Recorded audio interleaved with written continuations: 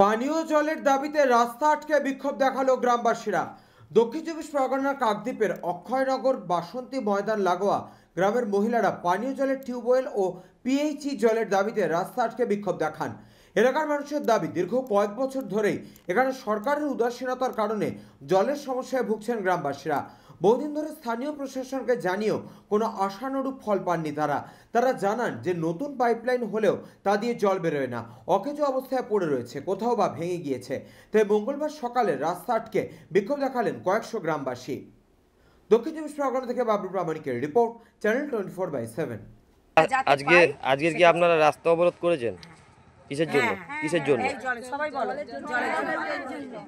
কিসের জল চাইছেন আপনারা? পিএইচই জল চাইছেন।